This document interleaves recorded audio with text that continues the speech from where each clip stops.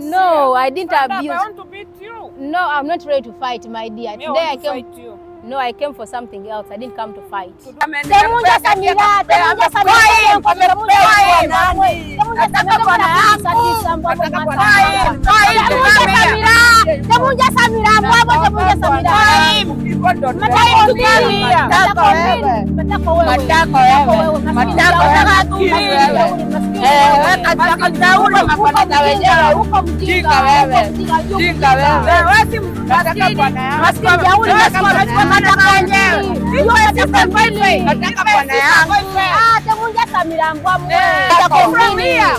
Leave me alone also. Leave me alone also. It's not you who brought me here. Leave me alone also. You move from here. No way. Leave me alone. Your husband, since when? Where Muskini, where you are saying? You can hear Muskini, where? Leave me alone. Leave me alone. Leave me alone. Leave me alone. Leave me. You didn't bring me here. You didn't bring me here. You didn't bring me here. Move from this place. Move from this place. You didn't bring me here. You didn't bring me here. Yeah, you also. No, I'm not going to fight with you. You also Umba Malaya. I have some words here. Which ones? You are reading ones from where? No, leave me. I don't want to learn from you. You also Umba. I don't want to. Ukwenda huko. Nenda wapi? Atakulia shida za dunia.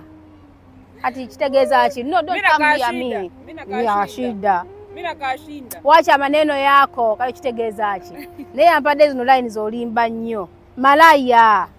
Takataka gasia. And she's laughing at me. Malaya kasia takataka. I'm laughing to you because you are already when you umbwa. Well, I'm already umbwa. You are also umbwa. Malaya kasia. Kona mondo yo. Wacha maneno huko. Yete maneno gani? Wani wewe mwenyewe umeleta maneno. You're the one who bring problem here. Which problem am I bringing? Your territory. Which territory are you talking about? So your sisters are scared of me. They don't want to come, eh? Omukyala yeekuumira ku mulembe ninessanyu okukwanjulira banno ba Nyondo Glam. Bano bakuleetedde ekizigo ekipya katale ekiyoyota olususu lwo ne kijjamu embalabe enkova eza buli kika binnamakula enkanyanya endwadde z'ensusu zonna wamma n'odda buto era n'okuuma ekitiibwa kyo. Nyondo Glam basangibwa Dubai, Abu Dhabi, Al Ain n'okwetooloola ekyondo kya Buwarabu. Gwali e Uganda basange Nyanama okumpi ne Movit okubira ku noti 775 M5 noti 8 oba gwali e Dubai kuba ku noti 524 680 noti 778. Nyondo Glam tukukuumira ku mulembe.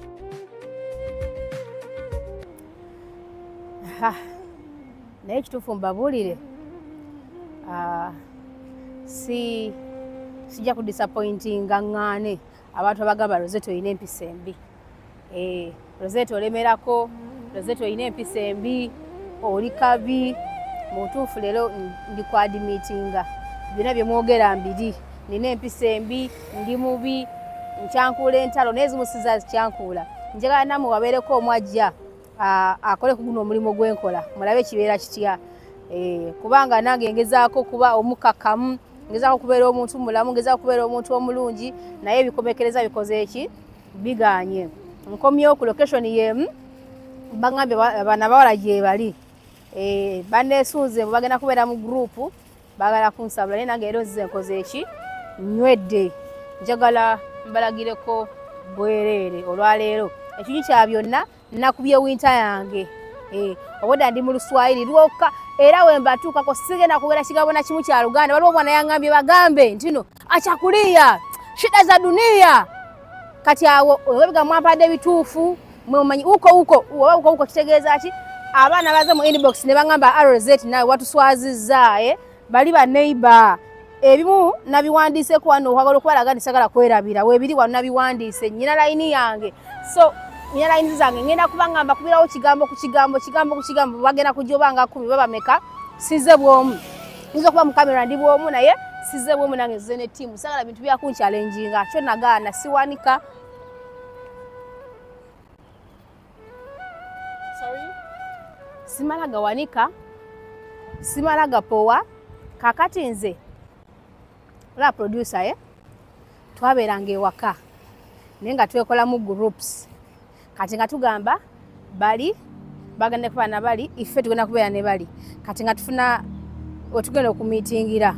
Nga tugenda nga twesabula nena making sure nti side jembeera ko fe tuwangula bota wangula nakabanga nnyo nenyiga nnyo nengo utawo lugenda kugwa awo nga mumanya ngenda kugenda nyungule amaja amalanga yakuta ku kyalo kyonna so nagenda akyuka mu naye atera bagamba nti amazzi gakulukutira gigali gakulukutidde nti n'essaawa eno wadde nkuze kati ndi maama mulamba naye era kakyali mukali era ne waka ne mbeera waka maama agamba mwana wange tokulanga okyali mwezi embeera teweesonyiwa nze kyesigiriza defeat bana bwala njagala bagini babeera bameka ndi ready okulwana ngenda kosa luswahili lwokka kyemubamanya namaze ebiro byange ebyo nga nkuba luswahili lwokka onako lwenyini obakuba bigambo byabwe nebogera kiri na making sure nti ngenda nefuna lectures ez'oluswahili wano wendi kati sikwati bwa musiwunyika musigambibwako mu luswahili mbabuli amazima ate jangu wamango okuyiga olulimi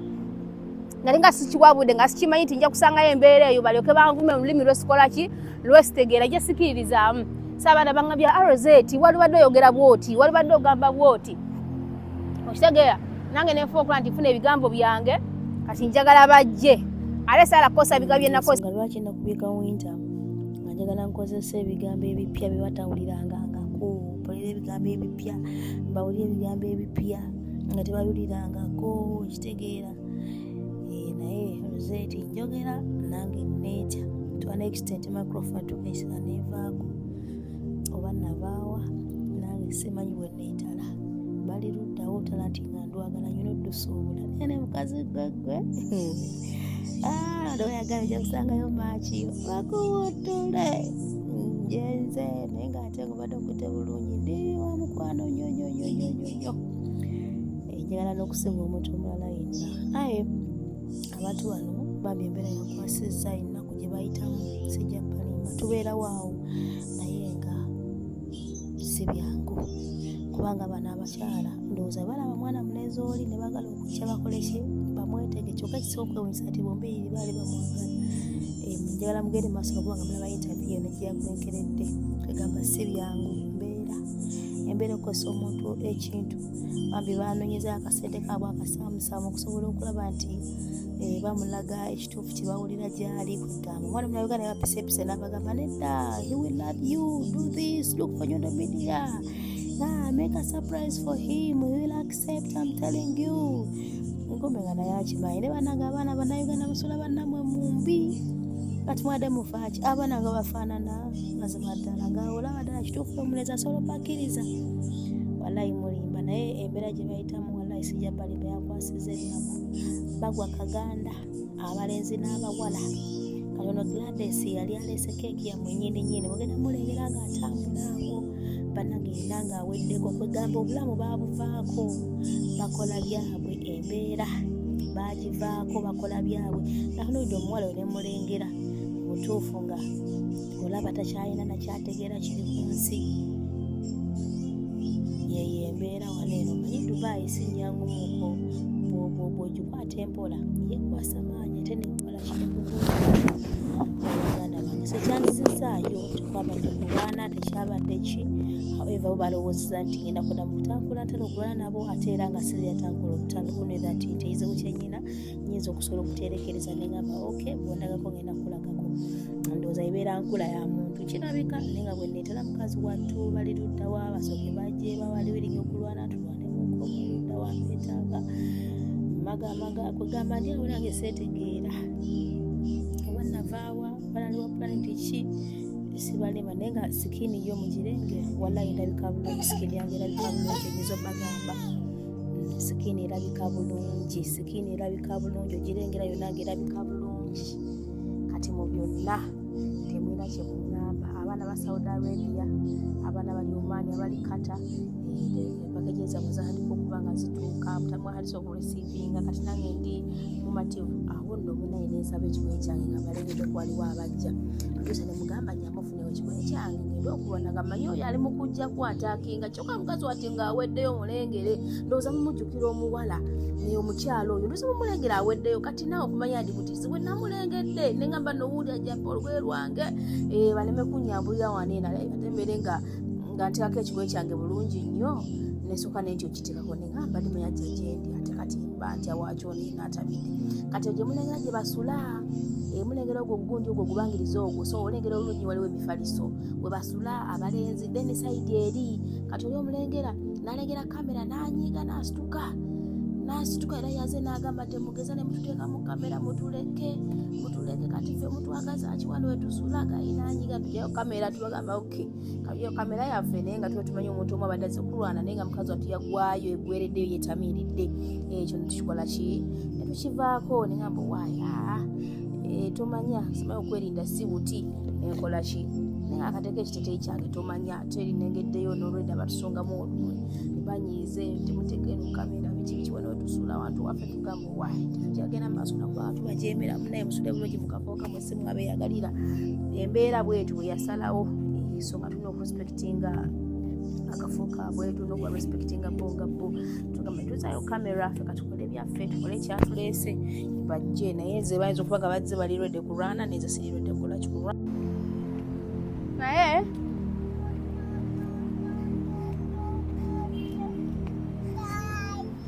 Rozet nina ebizibu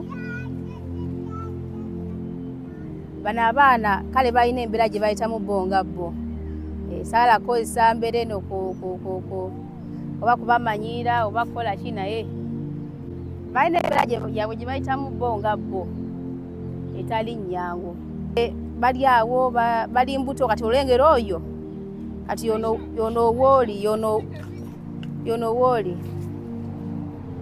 ye wooli ndowooza omulabako buli omu ali bibye naye Aisha naye abeera wali ne bali naye bannanga embeera eri awo yo bagamba kufumba muki eba efumba mutokoe ebeera mbe kufumba mutokoe bali mbuto okimanyi buno bali wali bona bajjudde bwe bati bali mbuto akuba baba tebagala kukwata bifo byabwe naye sika kibeere kisoboka si kubaswaza oba ki naye njagala nnyo abaana bafunemu ekyokuyiga naddala abaana abannayuganda abaagala nnyo okuba nga baagala bano abantu kubanga singa wadde osobola okuteeka kwa kamera n'olengezayo naye baleke olengera gye bava eno oli wuuli ajja oli omulabi nga alina abadde atamidde agenza agwa nego kyakesi bagivaako okimanyi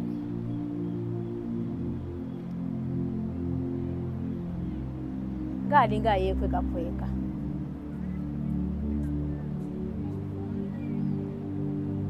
genda muyite wali eri tatulengera yeebuzaabuza muyite wuli eri kyenjagala ye defeat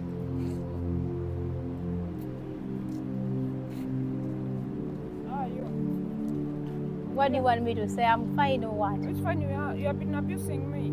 You're umbo maraya takataka kasia. No, I didn't abuse. I want to beat you. No, I'm not ready to fight, my dear. Me, Today I want to fight you. No, I came for something else. I didn't come to fight. To do what with me?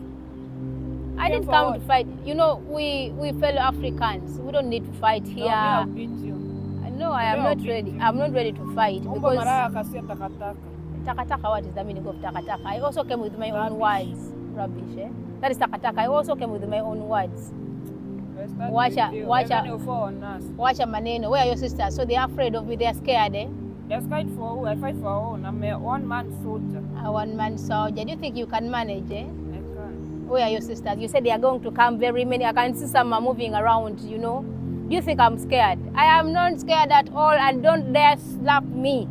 Don't dare do anything. I can't touch you. Yeah, don't. Unless you start fighting with me. If you start with me, that's when you will see the fire. I don't want to fight with you. If I want, I can, but today I don't want to fight. I want to have a conversation with you as, you know, as sisters. I don't want to sit. Why your friends are just moving around, they are hiding? So last time when you gave me nice Swahili, you think I don't know Swahili? You are also rubbish. You are also takataka. Yeah, you also takataka. No, I'm not going to fight with you. You also umba malaya. I have some words here.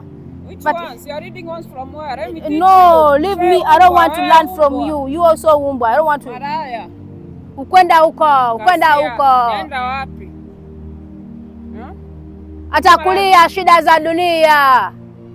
Ati chitegeza achi. No, don't come near me. Ya shida. Mina kashinda. Wacha maneno yako kale chitegeza achi. Naye ampade zino line zolimba nnyo. Malaya. Takataka gasia. And she's laughing at me. Maraya kasia takataka. I'm laughing to you because you are already when you umbwa. Well, I'm already umbwa. You are also umbwa. Maraya kasia. Kona mondo yo. Wacha maneno huko. Yete maneno gani? Wani wewe mwenyewe umeleta maneno. You're the one who bring problem here. Which problem am I bringing? Your territory. Which territory are you talking about? So your sisters are scared of me. They don't want to come, eh? They are sleeping. Actually, I didn't come to fight with you, but I heard there are some problems you're facing as ladies. I want to send some message to fellow Ugandans or to fellow Africans, ladies mostly. Let us sit here and we discuss something. I didn't come to eyampadde bigambo byonna nzenno ane n'abantu lero saze kulwana. Saze kulwana. Anyway, banago muna Uganda inali atulaba oba omuntu yenali atulaba. Okay, muna Uganda atulaba. Bana abantu obalaba balina embeera yaabwe bonga bo. Balina emirimu gye bakola bonga bo. Sijja kulimba. Era we nakizwe ne ngamba mbate netwala ntya mweyembeera kubanga ndi mukugira ne bana abantu nesike nabo omuguwa balina embeera yaabwe gye bayita mu bonga bo. Ekisinga okwewuunyisa nti wali eri wansi. Oyo gwe mwalaba ono yafunyisa omuwala olubuto wano olwo omuwala ayise waeno ng'ali lubuto si yoyo. Ne waliwo abawala balala bali lubuto awo bonna basula wamu basajja n'abakazi beefikisize wantu wamu tewaliwo tewaliwo ki ekyokulya kyakola ki. And sister, I heard about the situation that you're going through as ladies. Not only ladies, there are also some boys over there. Tell me something. What happened? Why aren't you working? For me, my visa expired. Finding a job is very hard. Wait. Why aren't you working? Finding a job is very hard. When I get a job, someone wants commission for 500. I don't have money. 800, I don't have money. You said your visa is expired. Yeah. So right now you're in overstay. Yeah, I'm overstay. For how long? Since January. They removed the overstay. January. Yeah, you so remember? From January till now. Why didn't you make a visa during the amnesty? I don't have money. I didn't have money. You did not have money. You see our situation here. Even eating is very hard for us. Tell me the truth. That's the truth. Are you really sleeping there outside? Yeah, because I saw beds, you know this. I'm the first person to come here. Where did you come with from? With one of my brother, who their father came back from US and picked the son and go. We used to sleep here on the other side. Some were sleeping at the Dubai side, but they came and joined us. But I can see very many people over there. There are many, but at night some will go. They're just here.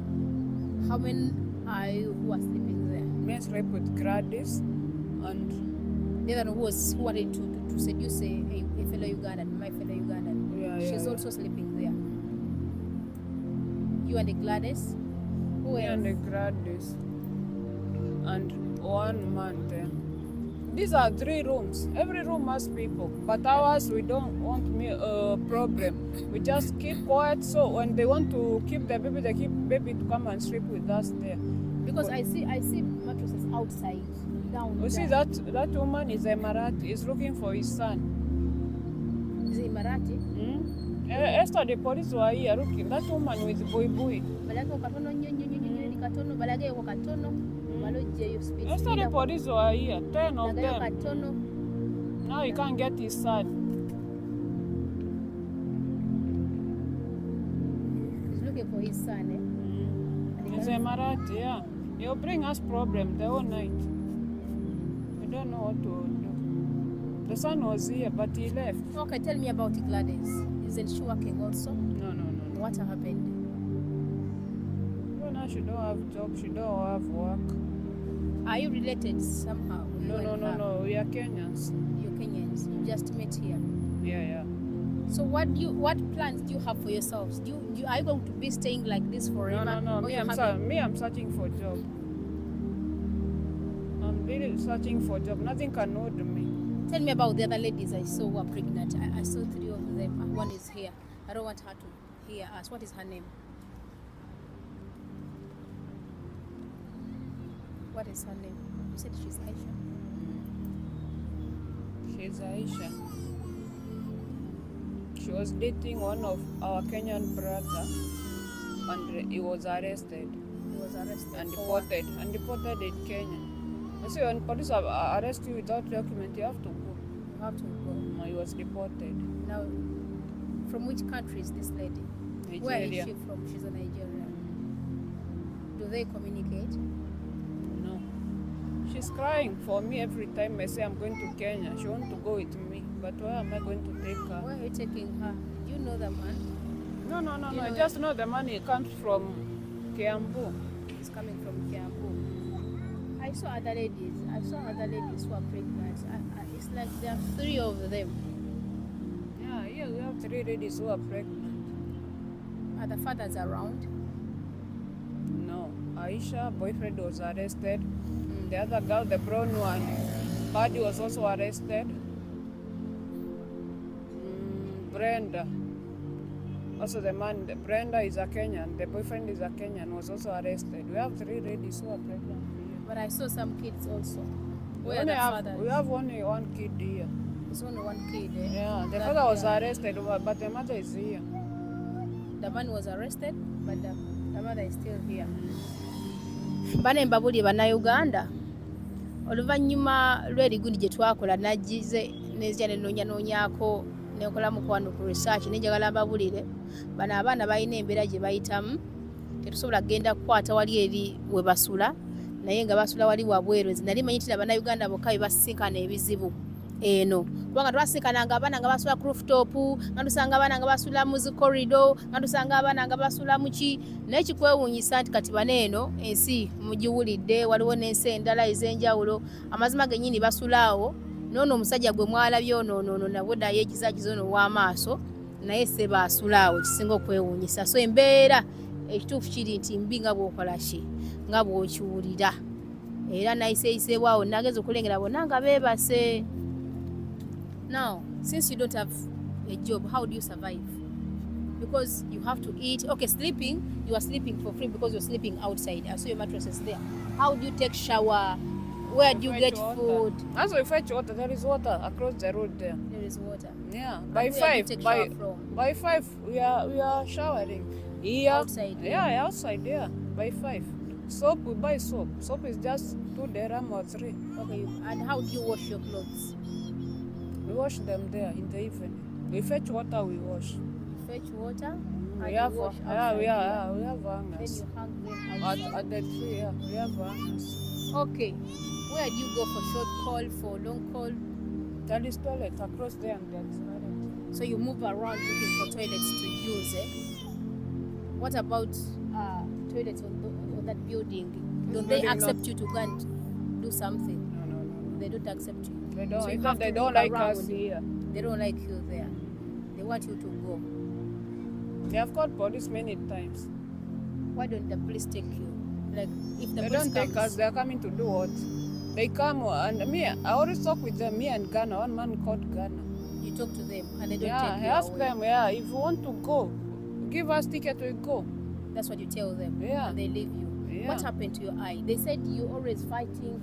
No. Why do you I was fight? not fighting. Who said I'm always fighting? No, it's like last time when I was coming from there, I saw some people fighting, running around here. Like Yeah. they wanted to During do the that. commotion, me asking for Gladys, that one man beat me, and one guy went and buy me medicine. I'm having medicine there. What did he beat? What did you do to him? I was asking for Gladys. They want to beat my sister.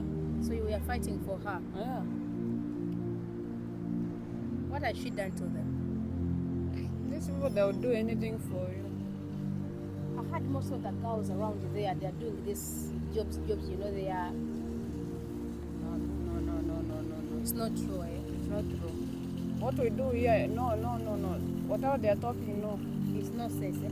It's Now, no let me sense. ask you- The let me business they are ask doing you- is not for sex. The business here is very big, yeah. Mm-hmm. Even these men can't allow. You cannot allow. Now, what about these pregnant ladies? How do they survive without husbands? They have the pregnancies, and even sleeping outside there without an AC is really very hard. You know, this country is too hot. How do they manage? How do you survive? At night, people bring mattress outside and sleep there outside. Outside here, Yeah, in yeah, this yeah. ground, eh? Not ground, at the veranda there. At the verandas. That's where they sleep. So, do you mean you buy food on a daily basis? Sometimes we buy, sometimes people bring food here. Yeah, people bring food here, milk, food, fruits, water. That's how we survive. If I bring some food to you, can you accept some food, some water, some Yeah, we fruits, accept. whatever? Yeah, we accept. You will accept. So what was the idea? Where did you get the idea from to give a surprise to our fellow Ugandan? Who gave you that idea? Because the life you're living is not really easy. It's very hard. But we have to survive. Cut. Yeah, of surprise or giving a cake to our fellow Ugandan, our brother, and yet you are living this kind of life. Where did you get the strength from? Because I like the man. I want the man. You or Gladys? It was Gladys, but me I also like him. Gladys loves him. You like him, Gladys loves him. Yeah, we are leaving. We are leaving. Just 5 minutes. minutes. Only 1 minute, we are leaving. Thank you so much. Yeah, me Gladys like, loves so love the man, me I like the man. just like the man. Where does he stay? Does he stay outside with you? No. He only comes. He only comes. But I heard he's sleeping on the same building. For you sleeping down, he comes from up, eh? Yeah. So what happened later? Did you meet him after here? No. We only fight with my sister now. You fight over a man. So you like him, she likes him also. She loves him. She loves him. So you and Gladys are no longer friends because of a man. Yeah. So after fighting me, you went ahead and fight yourselves.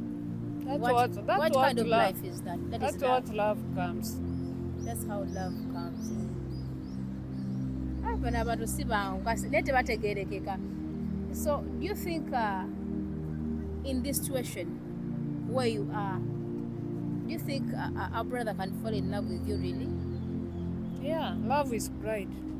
Love is pride. So he can. You eh? can love even a mad person. So do you still like him? Yeah. Are you still running after him? Yeah. What is he saying? I'm trying my best. So you're still trying, you and Gladys. Who Yeah. loves him most? Let the best person win. So you guys now are against each other Because of a man. because of a man. So when you were here, when you were fighting, you were also helping yourself. I thought you are helping your sister. So you were also sad. Yeah, even me, I'm in love. I'm a human being. You're a human being, you're in love. Okay, what can you do for him? If at all he accepts, how will you treat him? I'll be honest to him. You'll be honest to him. I'll love him. You love him seriously. Yeah. So you want me to take this message to him? Yeah. If he accepts, what will you give me? You always be my friend. Nothing I can give you. I'm a fellow woman. What can I give you? Like money, gifts? It's money. Me myself, I'm suffering. You yourself, you're suffering. So what's the reason as to why you love this guy? Do you want him to get out of the suffering? Is that the reason as to why you're running after him? No. I'm not taking granted of Because him. you know these ladies sometimes they have to run after a man because they're in a situation. They want a man to help them out. No. Is that what you want?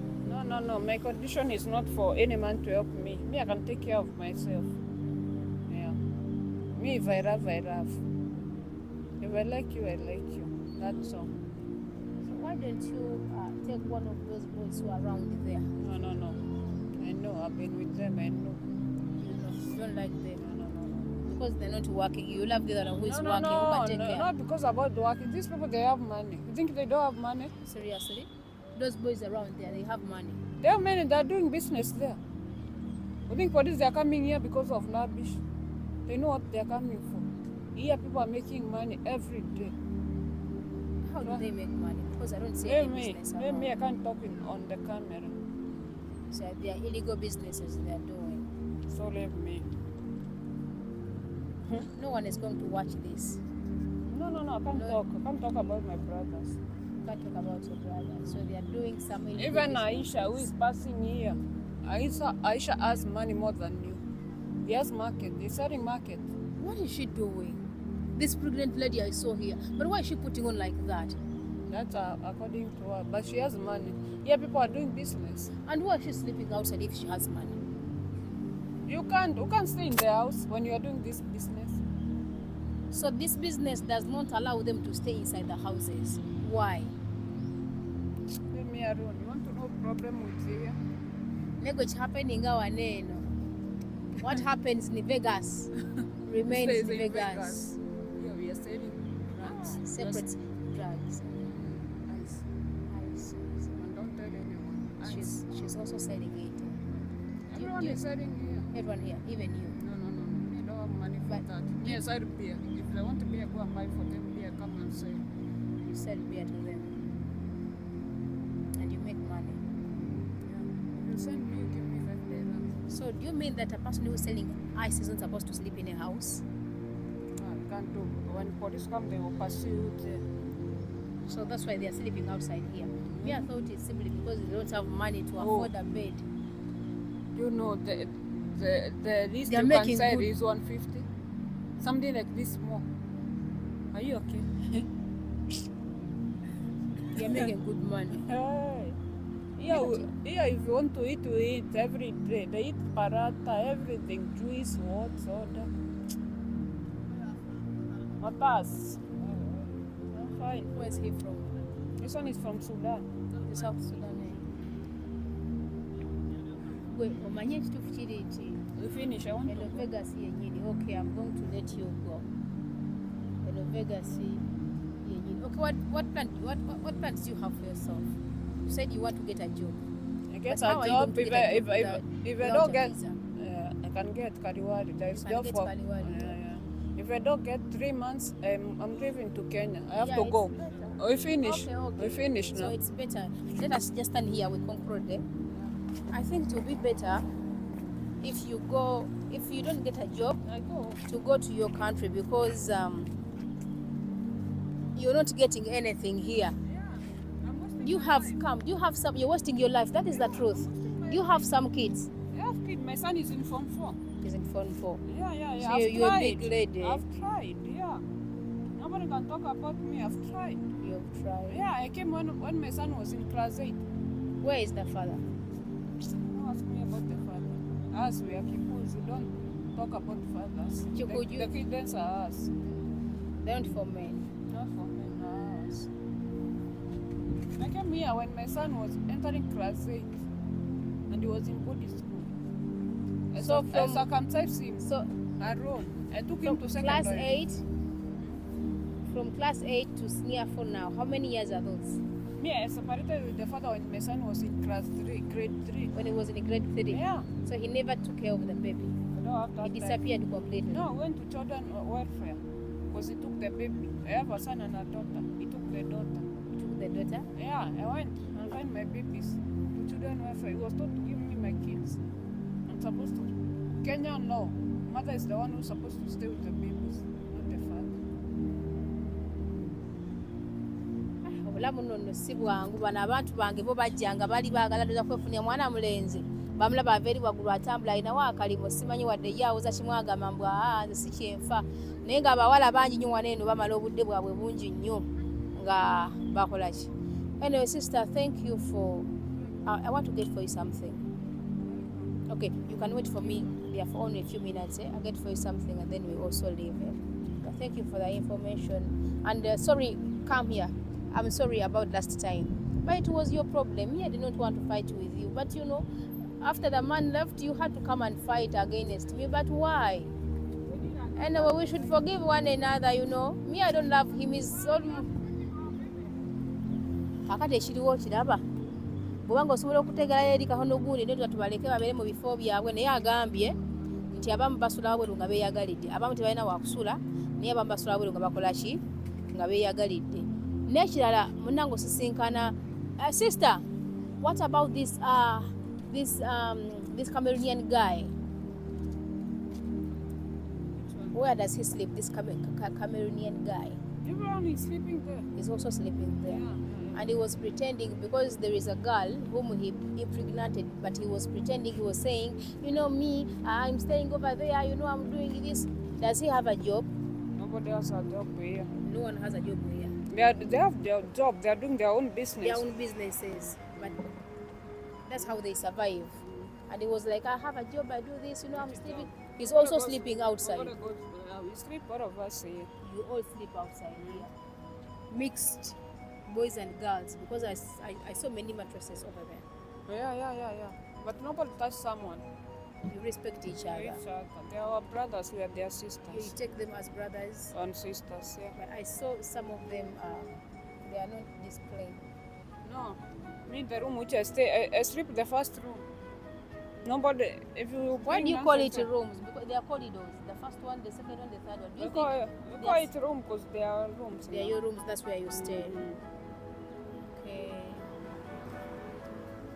Katukuelekeleze, okay. Bannange, eno Dubai mujiraba. Kati kambeka kigambo kyembagamba, okay sis, you can sit there. Let me come and give you something, then I go. Kati eno Dubai mujiraba. Dubai eno, si Dubai yokka. Naye nze njagala nnyo okubuulirira abaana oba abantu. Buli wolaba nga olina wooli, omwezi ne guggwako toyingiza ssente. N'omwezi ne guggwako gugwira toyingiza ssente, n'ogwokusatu n'ogezaako kunoonya naye nga tewali kyakukola. Making sure nti okola ki? Ofuluma eggwanga eritali liryo, genda ewaka, noonyaako kyokola. Oba olime, gezaako kyonna ky'obeera ogezezza. Ku baana abawala mubalaba bali mu kwesitinga budde bwabwe, bulamu bwabwe waneeno. Kati otunuulira oli omuwala Gladys, amazima gennyini mulengedde nga alina atambula ali bw'ati, atambula bibye. Ne ngamba amazima ddala ki kino? So ekibadde kikomezaawo, tekubadde kuyomba, tekubadde kulwana, naye mwanyinaffe namukubiddeko essimu ne mugamba afunemu kaakadde tufunemuko ka interview, naye namukubidde essimu nambuulira obulamu bw'abaana abato. Nangamba Rozet, mu kusooka twali tusula waggulu nga bali opposite. Room yaffe ngeri opposite n'eyaabwe. Naye akaseera kaatuwa tebasobola ku affordinga ki room. Naye nga oli omwana sanga omweteganga. Kaakati emboozi ojja kugituwa. Ye lwaki mba mbanyumiza byonna kuba yaŋŋambye ejja kujja akole ki atuwa emboozi. Akaseera kaatuuka nga basula wansi. Naye oli n'alemezaamu naye nga naye kennyininyini akola ki? Naye agezaako kumwetega ate nga kituufu beeryamu wadde basobola kukyogera bwe bulamu bwe batambulira ssaawa zino. Naye kisinga okwewuunyisa tuli omuwala mulabye yenna nga olaba nti ali mupostinga bulamu bwe, olaba alina bwafaanana, alina bwatambula. Bannange ng'oli Munnayuganda ng'oli eyo. Nyina abaana beesisinkana bangi. Bo bagamba sisobola kudda Uganda, sisobola kudda waka. N'osinkana ng'oli yavaako, mu butuufu njagala oveeko bino bikola ebyo ng'oli waka obikolere waka. N'osanga omwana tasobola kufuna mulimu, kale yes visa eweddeko. Visa okuggwako oyo si y'ensonga ekugaana okubako n'ekyoyiiya. Abaana bangi wano visa ziweddeko naye abaana ne bapatikana n'abako kakola kikakola. Naye olyakuwa excuse, nze sirina visa, sirina mulimu, sirina kino, sirina kiri. Kozesa obwongo ofube okulaba nti obako n'ekyokola. Bw'oyiye omwezi ogugaana ne gugaana n'ogwokubiri n'ogwokusatu, tokwata mwezi gwakuna gwakutano kugenda mu mwaka ng'oli wano kwena ensi engwira nga gwoza kimusobola kudda waka. Nze nasekanako omwana ngamba Rozet wakiri nfiira wano. Ne bazadde bali eri beegayirira, ye yabavaako dda ali ku bibye, anywa ice, yawunga kati mukwano gwange omu naye yali awo ng'ali bibye, era singa tebagamba nti kati tumutwale ajja kunyiga kabunyizi naye nga naye ensi yagivaako. Kumala bumazi budde kwestinga budde nze bannange olunaku lwenkedde nga sikoze n'olwokubiri wiiki neggwako n'omwezi ne gugwako nga sikoze ndowooza sobola kusigaza mu kagwenzisa. So mugezeeko kubanga muyutilizinga akadde ke mulina kubanga akaseera kagenda kutuuka mu butuufu ng'okooye ng'okuze tokyasobola kukola, tokyalina maanyi gakola. Mbakubiriza abaana mwenneyo gye muli, oba muli Uganda, abakulira Saudi Arabia, mukolera luddawa, kozesa chance eno ng'okyalina ku maanyi obeeko nekyokola. Lumwa nnyo olunaku nga lukedde n'otakola naye ate n'olya. n'olunaku olwokubiri ne lujja n'otakola still n'olya n'olwokusatu wiiki neggwako naye ng'olya onywa naye nga tolina kyoyingiza manya nti kibeera kisiraani n'omwezi n'ogukwata n'okwata n'omulala n'ogenda mu mwaka oba oyagala ki oba onoonya ki noonya any solution making sure ddayo ewaka waakiri genda okwate enkumbi obeeko nekyolima towestinga bulamu towestinga budde baana mwera mbasaka ne bibagamba naye mugaana sula genda waka sula genda Uganda asijja genda abajja kusekerera abajja gamba kino abajja gamba kiri ba endinga app nga bafiiridde wano ne baziikibwa wano eno famire eri nga bakaaba n'abaana be n'abaleka awo abasinga mwelabidde abaana bammwe abaana banywana omwenge ne bakola ki ne bagangayira nanywa omwenge n'agangayira ebyokola n'abivaako n'abeera bibye so ye embeera gye tutambulira mu ssaawa zino naye nga ndowooza ndabika njogedde nnyo bagamba nazino obulungi akola ki ava mu ddiiro ate n'alima ewagonda tera n'akola ki banange mubeere bulungi one word is enough was pasoloni